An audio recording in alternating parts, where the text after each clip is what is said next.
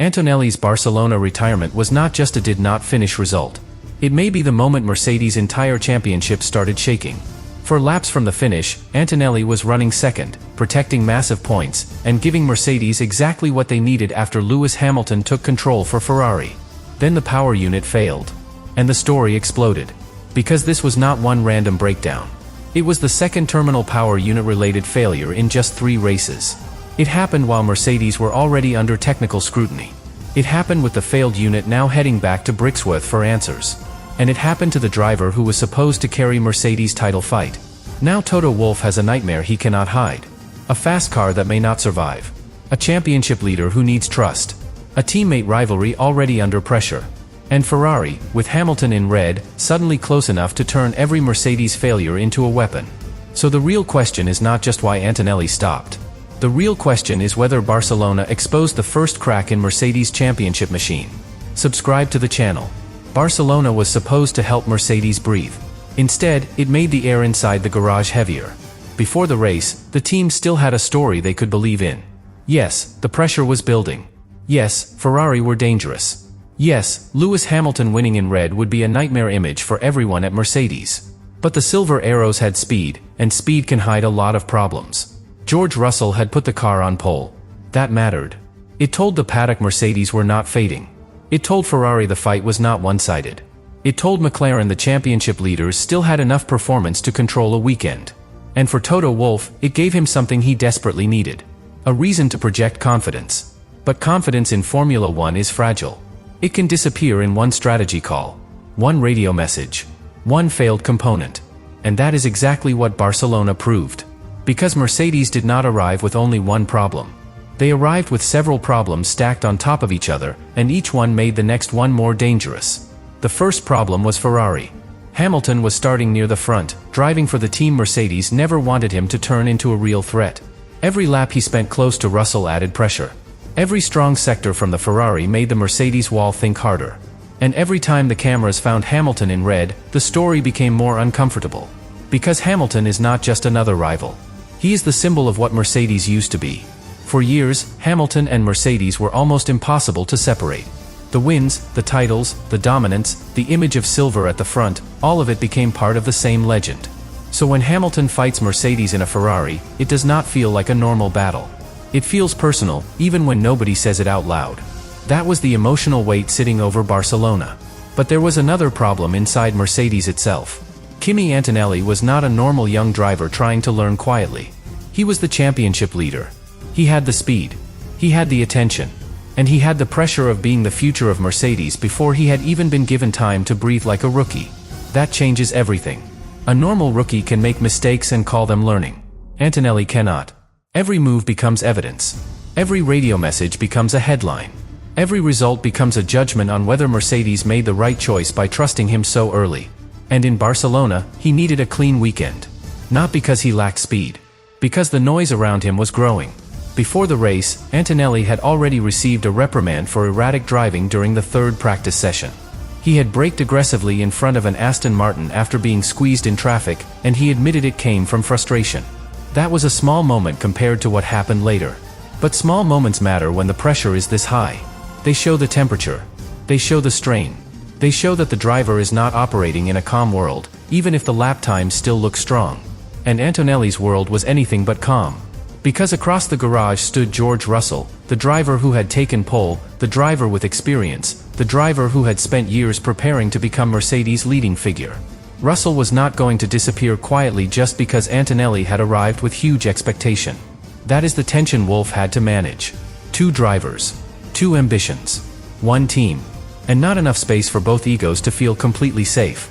The warning had already appeared in Canada, when Russell defended hard at turn 1 in the sprint and Antonelli ended up on the grass. Antonelli's radio reaction was sharp. He believed the move should have been punished. He said he had been alongside. He called it very naughty. Wolff stepped in because he understood the danger instantly. A teammate fight is one thing.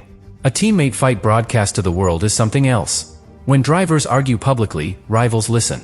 Media listens. Fans listen. The other side of the garage listens. And suddenly, a racing incident becomes a political story.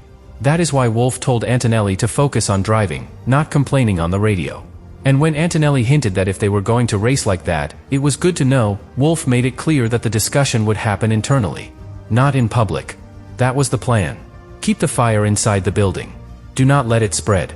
But Barcelona gave that fire more fuel. Russell started from pole. Hamilton threatened from the Ferrari. Antonelli pushed forward. And when Antonelli eventually moved ahead of Russell, the internal balance shifted again. That pass mattered.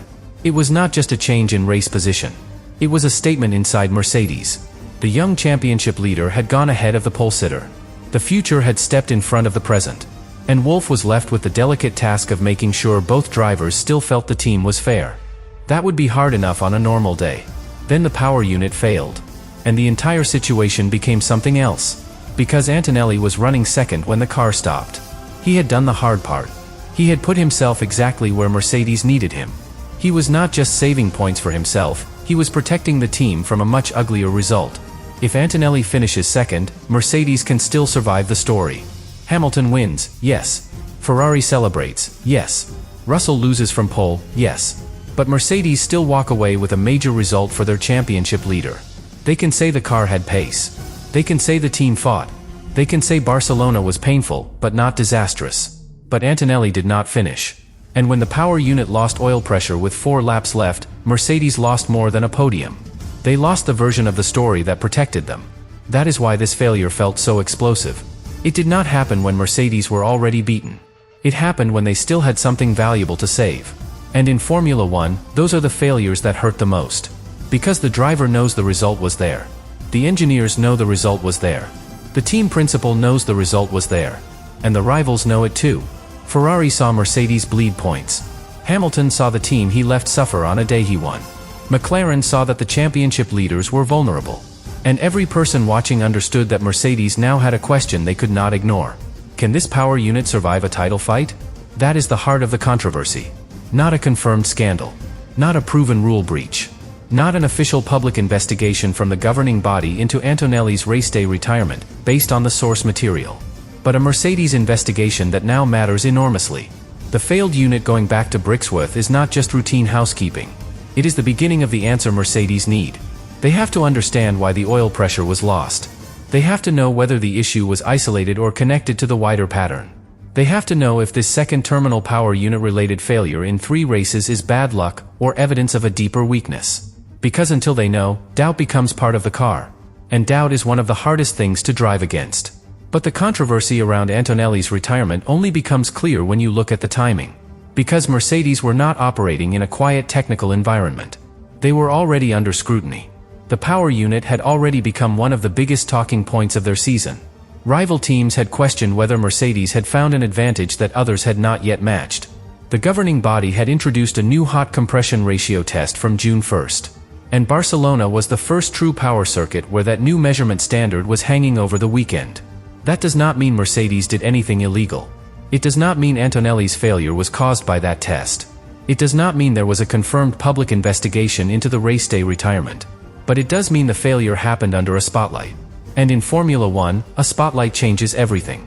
If a car brakes when nobody is watching, it becomes a technical report. If a car brakes while leading the championship story, under new scrutiny, with rivals already asking questions, it becomes a controversy. That is what happened in Barcelona. Antonelli's power unit did not fail in a random corner of a forgotten race. It failed while he was running second, while Mercedes were trying to protect major points, and while Hamilton was turning Ferrari into the emotional center of the afternoon. That combination made the entire paddock look closer. Because suddenly, the question was no longer only, what broke? It became, why did it break now? That is the question Mercedes have to answer. And it is not a simple one. A modern Formula 1 power unit is not just an engine. It is a carefully balanced system of combustion power, electrical energy, heat control, software management, and mechanical endurance. It has to deliver speed instantly, recover energy efficiently, stay inside the rules, and survive extreme stress for an entire Grand Prix. When everything works, the car feels unstoppable. When one part fails, the whole race can disappear. That is why oil pressure matters so much. Oil is not just a fluid moving through the car. It is protection. It helps keep vital parts alive under brutal heat and friction. If the pressure drops, the risk becomes immediate. The system cannot simply ignore it. The car may shut down to protect itself, or because the damage has already reached the point where continuing is impossible. For Antonelli, that meant the end. No fight. No defense. No final chance. Just a car that went from championship-saving result to stopped machine in a matter of moments. And for Mercedes, the real nightmare was that this did not feel isolated anymore. 2 terminal power unit-related failures in 3 races is not the kind of phrase a title-contending team wants attached to its season. It suggests a pattern, even if the exact causes still need investigation. It creates doubt, even before the engineers finish their work. It gives rivals a reason to believe Mercedes are vulnerable. And rivals do not need certainty to attack. They only need weakness. Ferrari saw weakness in Barcelona. Hamilton used it. That is what made his victory so painful for Mercedes. It was not just that Ferrari won. It was that Hamilton won while Mercedes failed in the exact area they needed to trust most. He did not need to dominate them through chaos. Ferrari made the right strategic move under the virtual safety car, and Hamilton delivered with the calm of a driver who knows how to turn pressure into a result. Meanwhile, Mercedes were left with a broken car and a growing list of questions. Could they have managed the power unit differently? Was the failure linked to the demands of the circuit? Was it connected to the earlier reliability problem? Could the new technical environment be exposing stress inside the package? Or was this simply another brutal example of a complex machine failing at the worst possible time? Those are not questions for fans to answer from the outside. They are questions for Brixworth. And that is why the failed power unit being sent back there matters so much. Brixworth is where Mercedes need the truth. Not a comfortable explanation. Not a public relations answer. The truth. Engineers will need to study the data, inspect the hardware, trace the oil pressure loss, and understand whether the failure was a one-off or something more threatening. Because each possibility leads to a different future. If it was isolated, Mercedes can breathe again. They still lose the points, but they can move forward with confidence. If it was connected to a broader weakness, the season changes. Then every race becomes a calculation between performance and survival. And that is the most dangerous calculation in a championship fight. Push too hard, and the car may fail. Protect too much, and Ferrari may beat you. Try to balance both, and you risk being neither fast enough nor safe enough. That is the trap Mercedes must avoid. And Toto Wolff knows it. His post-race reaction was not just anger over one lost result. It was frustration at the pattern. When he said Mercedes cannot compete for a championship if every second race a car loses major points, he was drawing a line. He was telling his own team that this cannot become the cost of doing business. Because championships are not built on apologies. They are built on finishes. A fast car that does not finish is a promise that keeps breaking. And Antonelli is now the driver paying the heaviest price. That matters because Antonelli is not simply another Mercedes driver collecting points. He is the championship leader. He is the future of the team. He is the young driver Mercedes chose to carry them into a new era after Hamilton's departure. So when his car fails from second place, the emotional damage is bigger. He does not just lose a podium. He loses protection in the standings. He loses trust in the machine. He loses the chance to answer Hamilton's Ferrari win with a strong result of his own. And he loses it through no clear fault of his own. That last part is important. If Antonelli had crashed, the conversation would be different. If he had made a mistake, Wolff could speak about learning. If he had been beaten by Russell, the story would become internal competition. But because the car failed, the focus turns toward Mercedes itself. The team becomes the question, not the driver. And that creates pressure inside the garage. Because Russell is still there. He started on pole. He wants to be seen as the leader of Mercedes. He does not want the whole emotional center of the team to move toward Antonelli because of lost points. At the same time, Antonelli will understandably feel that the team owes him reliability, especially if he is fighting for the championship.